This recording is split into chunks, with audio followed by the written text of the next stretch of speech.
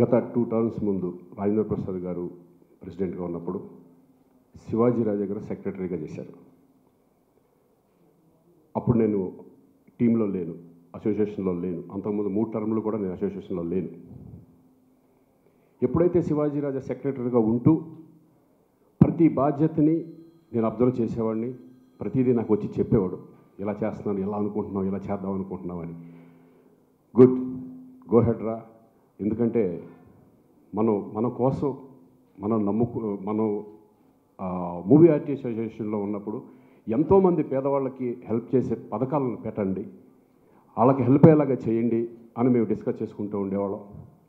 తర్వాత ఆ టర్మ్ అయిపోయిన తర్వాత ఇనామినస్గా అందరూ కలిసి శివాజీ రాజా అయితే ప్రెసిడెంట్ అయితే ఇంకా ముందుకెళ్ళొచ్చు, హ్యాపీగా ఉండొచ్చు అని చెప్పేసి అనుకోవడం జరిగింది. అప్పుడు నన్ను శ్రీకాంత్, నువ్వు కూడా ఉంటే కనుక నాకు సపోర్ట్గా ఉంటుంది, చాలా మంచి కార్యక్రమాలు చేయాలి, 25 years సిల్వర్ జూబ్లీ వేడుకలు అద్భుతంగా ఇంకా ఉపయోగపడే మంచి మంచి పథకాలు పెట్టుకుని చేయాలి, నీ హెల్ప్ కావాలి, నువ్వు రావాలి అని నన్ను ఇన్వైట్ చేశారు. నిజంగా అతని తపనకి, అతను చేసే కార్యక్రమాలకి ఇన్స్పైర్ అయ్యి, మాకు ఫ్రెండ్షిప్ వేరు ప్లస్ ఇది వేరు. ఎందుకంటే ఒక బాధ్యత, ఇది మూవీ ఆర్టిస్ట్ అసోసియేషన్కి వచ్చామంటే ఒక బాధ్యత, చాలా సిన్సియర్గా చేయాలి, మనం ఏమాత్రం ప్రాబ్లం రాకూడదు అని నేను ఒప్పుకున్నాను. ఎగ్జిక్యూటివ్ వైస్ ప్రెసిడెంట్గా శివాజీ ప్రెసిడెంట్గా ఉన్నప్పుడు మళ్ళీ నేను దీంట్లోకి ఎంటర్ అయ్యాను. నేను అనుకున్నాను, ఎందుకు బయట నుంచి కూడా చేయొచ్చు కదా, ఎందుకంటే ఏమీ లేనప్పుడు కూడా మేము క్రికెట్ మ్యాచ్లు మేము చేసుకుంటూ ఒక 3 క్రికెట్ మ్యాచ్లు చేసాం. 4గురితో స్టార్ట్ చేసాం. యాక్చువల్గా ఫండ్ లేదు అప్పుడు, మూవీ ఆర్టిస్ట్ అసోసియేషన్లో 0. చిరంజీవి గారు రిక్వెస్ట్ చేసి నాగార్జున గారిని, వెంకటేష్ గారిని, బాలకృష్ణ దగ్గరికి వెళ్ళి, సార్ ఇలా చేస్తున్నాం, మూవీ ఆర్టిస్ట్ అసోసియేషన్కి ఫండ్ కావాలి, మీరందరూ హెల్ప్ చేయాలి అనగానే వాళ్ళు ఏమీ ఆలోచించలేదు. గో హెడ్ శ్రీకాంత్, మీ వెనకాల మేము ఉన్నాం, నీకెందుకు, నువ్వు ఎంత కష్టపడతావు కష్టపడు, మాకు అవసరం లేదు, కానీ మనం నమ్ముకున్న పేదవాళ్ళు చాలామంది ఉంటారు దీంట్లో, వాళ్ళందరికీ హెల్ప్ అయ్యేలాగా ప్లాన్ చేయండి అని చెప్తే 4గురితో స్టార్ట్ చేసింది ఈరోజు CCL వరకు వెళ్ళిన సంగతి మీ అందరికీ తెలిసింది. అక్కడ వచ్చిన ఫండ్ ఎప్పుడైతే శివాజీ రాజా ప్రెసిడెంట్గా సెక్రటరీగా వచ్చాడో అప్పటి వరకు ఉన్న ఫండ్ 2,90,00,000, అది కూడా క్రికెట్ మాల్లో వచ్చిన ఫండ్ అది. దాని తర్వాత ఈరోజు చూస్తే 5,75,00,000 ఉండటం అనేది, అది ఫండ్ అంటేనే ఏదైనా అభివృద్ధి చేయొచ్చు, ఎన్నో పథకాలు చేయొచ్చు. నిజంగా అంత ఫండ్ ఎక్కడి నుంచి తీసుకొచ్చాము, ఏం చేసాము, ఎంత కష్టపడ్డాము మేము అనేది మాకు తెలుసు.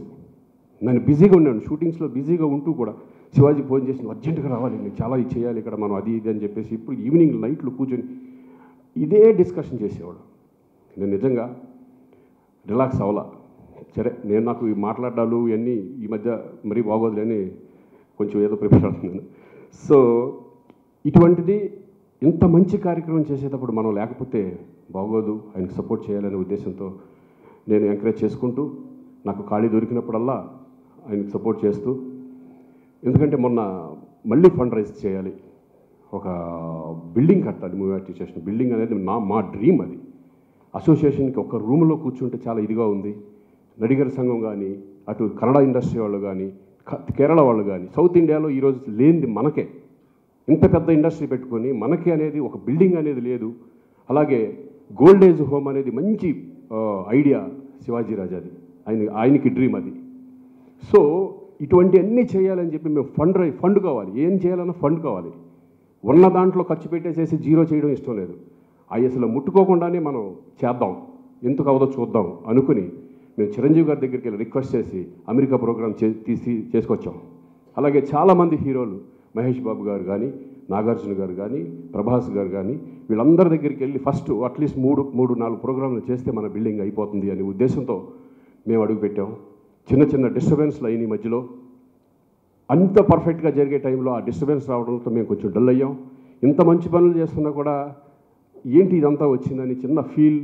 తర్వాత వద్దురా, మనం అసోసియేషన్ వెళ్ళిపోదారా, మనకు వద్దురా అంటే, లేదు, కొంతమంది పెద్దవాళ్ళు వాళ్ళు లేదు మీరు మంచి పనులు చేస్తున్నారు, మళ్ళీ వెనక్కి వెళ్ళారంటే అసోసియేషన్ పాడైపోతుంది, మీరు ఎట్టి పరిస్థితుల్లో మీరు ఉండండి అని చెప్పిన తర్వాత అప్పుడు శివాజీ అన్నాడు, నేను ఈ టర్మ్ ఉండను, నువ్వు ప్రెసిడెంట్గా ఉండు శ్రీకాంత్, నేను సెక్రటరీగా చేస్తాను, ఎట్టి పరిస్థితుల్లో నేను ఏదున్నా నేను చేసుకుంటూ వెళ్ళిపోతాను కాబట్టి నువ్వు ప్రెసిడెంట్గా ఉండు అన్నాడు. నేను వద్దు, నేను ప్రెసిడెంట్గా ఉండను, నువ్వే అర్హుడివి. ఎందుకంటే అందరినీ కలుపుకెళ్ళి వ్యక్తి, కష్టపడే వ్యక్తి, ఎవరికి ఏ ప్రాబ్లం వచ్చినా సరే ముందుండి నైట్ అయితే నైటు పొద్దున ఎప్పుడు కూడా వెళ్ళే వ్యక్తి శివాజీ రాజా. ఒక నాయకుడు స్ట్రాంగ్గా ఉంటే మా అందరికీ ఇప్పుడు నేను అంటున్నానండి, ఇక్కడ అతను ఒక్కడే నాయకుడు కాదు. ఇప్పుడు ఇక్కడ ఉన్న వాళ్ళందరూ ప్రెసిడెంట్ లాగా ఫీల్ అవుతాం, ఇక్కడ ఉన్న వాళ్ళందరూ ఈసీ మెంబర్ లాగా ఫీల్ అవుతాం మేమందరం.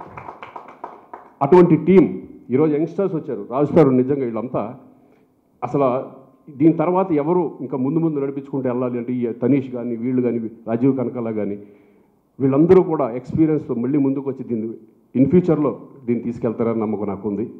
సో ఇటువంటి మంచి కార్యక్రమాలు చేసుకుంటూ మేము ఇంకా తగ్గల శివాజీ నువ్వే ఉండాలి ఎట్టి పరిస్థితుల్లో అని మేము అందరం బలవంతం చేశాం. లేదు నాకు ఈ టర్ము నువ్వు ఉండు అని ఎంతమంది మన మేమందరం ఫోర్స్ చేసాం. నువ్వు ఉంటేనే మేము అసోసియేషన్లో ఉంటాం, లేకపోతే మేము అసోసియేషన్లో ఉండమని గట్టిగా చెప్పేసే ఇంకా తప్పక అసోసియేషన్ మీద ఇదితో ఎంతోమంది చేయాలని చెప్పేసేసి ఈరోజు మళ్ళీ ప్రెసిడెంట్గా ఆయన చేస్తున్నారు. ఇదన్నీ ఎందుకు చెప్తున్నట్టు ఎలక్షన్స్ వచ్చినాయి 10వ తారీఖు ఎల్లుండి. అసలు రాకూడదని అనుకున్నాం, అన్ఫార్చునేట్లీ వచ్చినాయి. అది తప్పదు కాబట్టి సో అందరికీ తెలుసు ఎవరెవరు మీ ఓటు హక్కుని వినియోగించుకోండి. మీకు ఎవరు నచ్చితే ఏ టీం బాగుంటే ఆ టీంకి ఎవరు సేవలు చేశారు ఎవరు చేయలేదు ఏంటిది అనేది మీరు ఓటేసే ముందు ఒక్కసారి ఆలోచించి మీ ఇష్టం వచ్చిన వాళ్ళకి ఓటేయండి. అందరూ కూడా ఓటు హక్కుని వినియోగించుకోవాలి మనస్ఫూర్తిగా కోరుకుంటున్నాను. Thank you very much.